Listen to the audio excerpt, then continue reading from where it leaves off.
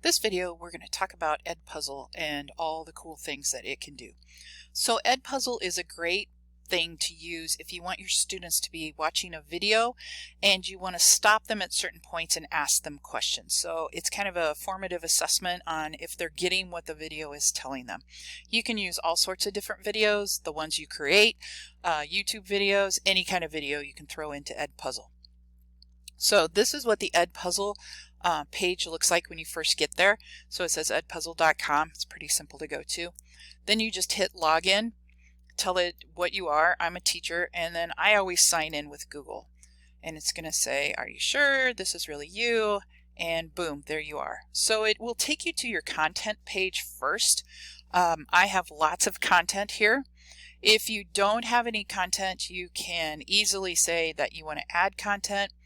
Or you can go to popular channels like YouTube and you can find anything that's on YouTube. Or you can put the link to the video that you just made. Let's say you're making a screencastify. I could put the link to that in here and it's going to pop up and I can use that too. So let's just say I want to do the pigeon has gone to school. So I can click this. I can actually watch the video if I want to. But over here on this side it says edit. I'm going to go ahead and hit edit. And now up at the top, I can cut this video so I can change the start and stop times anywhere along the way. I can add a voiceover to this video if I wanted to, or I can ask questions. So questions is usually the one that most people are going to go to. When I click on questions, I can ask a multiple choice question, or I can ask an open-ended question, or I can just add a written comment or a note to make things, if I want to clarify things for students. So if there's something in the video that I know they're probably going to have a tough time understanding, I can do that. So basically what happens is you can just start playing your video.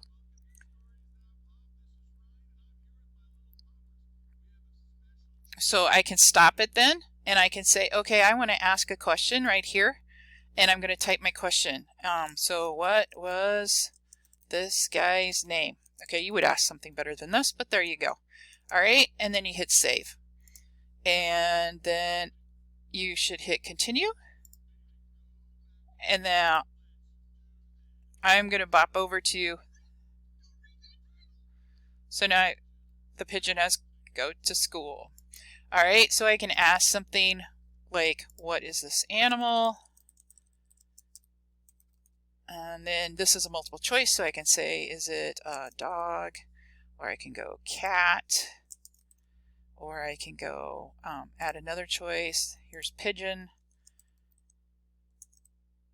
So, and then if I want to make it the right answer, I just click on it and turn it green like that. So I hit save on there. All right. So I can add questions all along the way. And hit continue. I'm going to stop this video. Okay. When I'm all done, and it's saving automatically, so as I go along, it's saving automatically, I can click on finish, and it's going to put my video EdPuzzle together. At this point, right now it's public, so anybody could use it. I could say it's private. I really don't care if people use my EdPuzzles all that much. They're not that exciting. I can at this point say assign, or I can duplicate it, delete it, or edit it some more. So, or I can just totally go right back to the beginning. But if I click on assign, I now can connect it to my Google Classroom. Here's a caveat to that. Once you tell it to assign it to your Google Classroom, it goes. You can't say sign it later or do anything like that. It goes. So if you're not ready for that to go out, you can just have it sitting in your content. But I can say that I want to send it off to my test class. I want to prevent skipping, so this is turned on. I can turn on closed captioning if I want to, and then I want to post it to my Google Classroom. Okay, I can set the start date and the due date, and that will show up on your side, not necessarily on Google's side. So I can say I want to start it today, and it is going to be due on the 10th. Okay, and then I just hit assign. and off it goes. So it's going to show up in my classroom Let's go to Fred here. We'll go to Fred's classroom over here, and it should show up in his test class over here. And it shows up like this. So it says EdPuzzle Pigeon has gone to school. So you just click on it and off it goes. You can't click on it in an incognito window. I did find that out. So you have to do it in a regular Chrome thing. But let's say that Fred has already done some stuff. So I can go to my classes and I can see which classes have things assigned to them. So for instance, this one is assigned right now, and my 5th grade keyword searching, which went out today, 3 people have already answered it. But I am going to go to my test class, and he is in there. So we can see that Fred answered 3 answers. He's got 0 out of 5 turned in right now. I can go to my grade book, and I can see that Fred has spent 3 minutes on this particular video right here. I could click on this and it's going to show me Fred's answers. So Fred, what is a keyword? How many teeth does a dog have? So to correct this, I can say, yep, Fred, you got it right.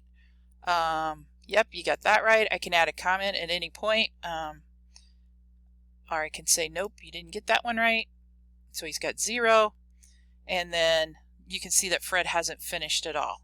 I can move to the next student as we go along. So 3C hasn't done anything right now. Okay. So I can look at different places where my kids are. I can see the students in each class. So I can import students. I can see the ones that are due at any time. So I can grade it on Google on EdPuzzle's site, and it will not transfer the grades over to Google Classroom, unfortunately, but the kids will be able to see them because they'll see your grades popping in. So that was really fast on EdPuzzle. I should tell you on the kids side, if they want to turn on closed captioning, there is a button down at the bottom of their video down here that says closed captioning, so they can turn that on, and it should turn closed captioning on. So if you have any questions along the way, just let me know.